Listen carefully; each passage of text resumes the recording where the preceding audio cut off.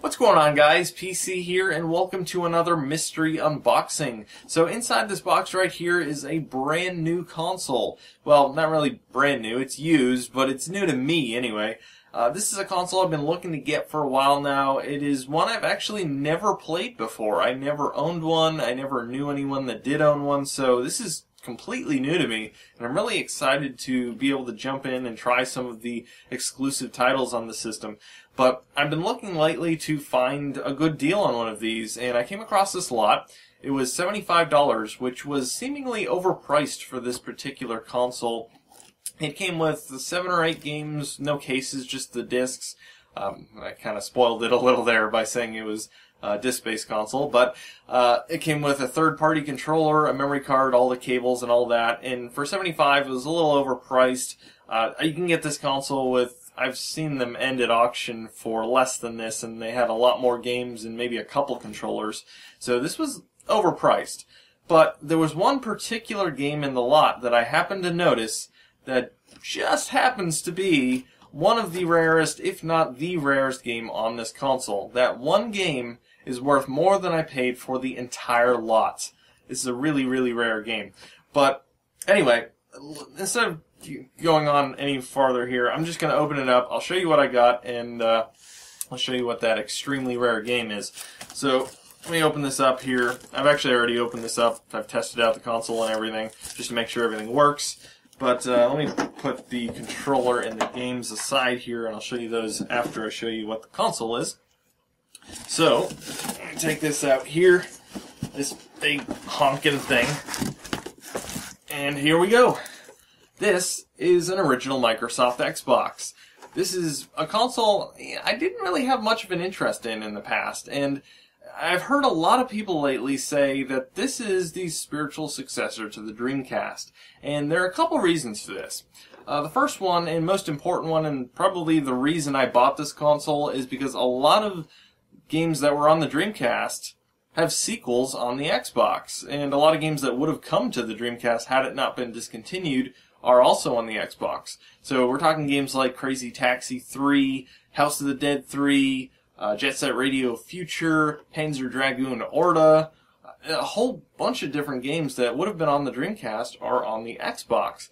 And I want to play a lot of those games because I'm a huge fan of Jet Grind Radio, Jet Set Radio, Crazy Taxi, House of the Dead series, all fantastic games that I love on the Dreamcast. So really excited to try the sequels on the Xbox, and Panzer Dragoon Orta as well. I really like Panzer Dragoon 2 on the Saturn, so I'm excited to try that one out.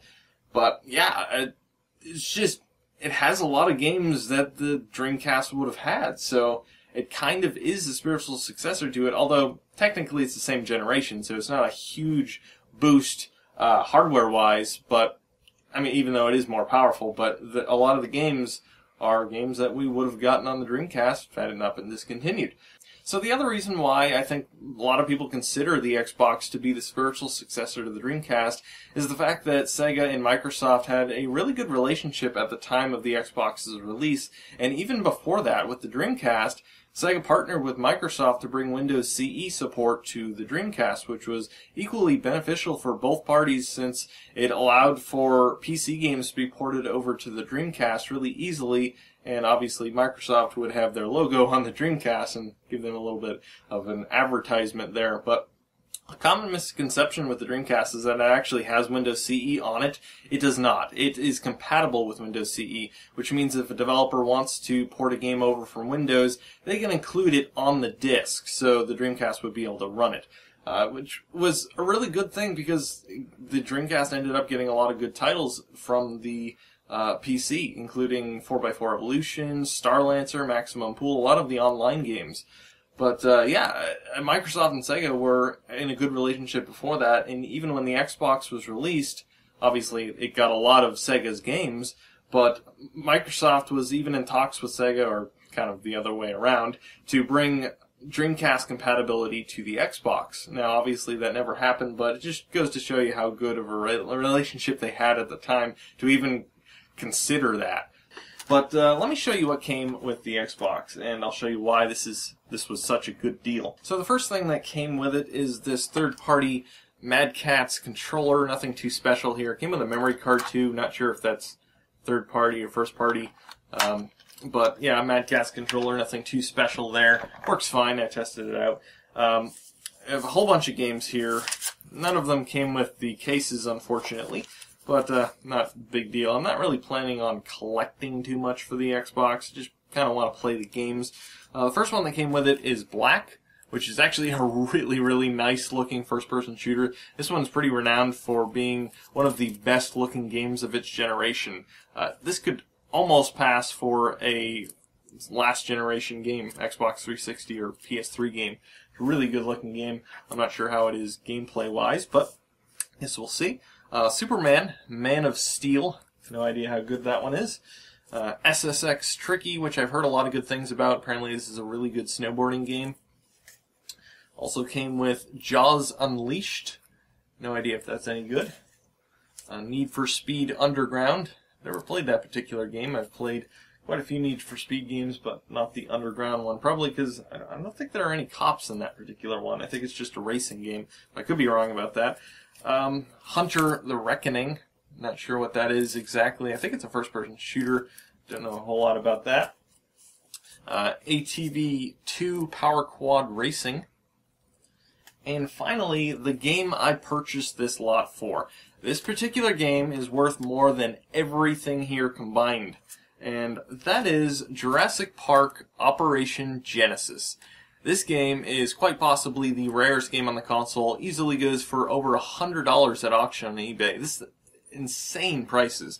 It's not that bad a game, actually. It's kind of a theme park simulator, kind of like Roller Coaster Tycoon type of thing, except with dinosaurs and Jurassic Park. And it's actually not bad. I've tried it out briefly. But, yeah, it's...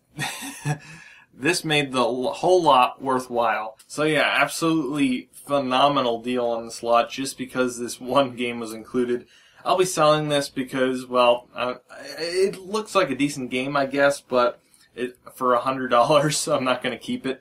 I'd rather have a free Xbox, frankly.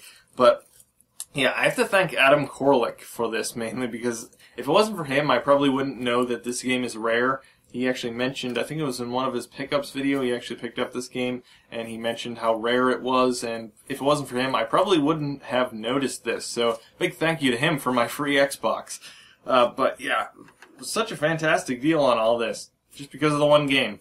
The guy wanted $75 for it. I ended up getting him down to $70. He had to make an offer, and I originally made an offer of $40, which is kind of a lowball offer, and he outright just declined that. Went to $55 after that. He rejected that as well. I finally made him an offer of $60, and he finally counter-offered with $70, which wasn't a huge discount, but honestly, it was worth the $75. But I wanted to get a little bit more off of it, just in case, well, this didn't work or something like that. I didn't want to take the risk in paying an overprice, paying too much for the lot. But anyway, really good deal on this. Really excited to try out the Xbox and try out some of those Dreamcast sequels on the Xbox, as well as some of the other exclusive games for it. But if you guys have any suggestions for games I should play, let me know in the comments down below. And if you enjoyed this video, don't forget to comment, rate, and subscribe. And thanks for watching.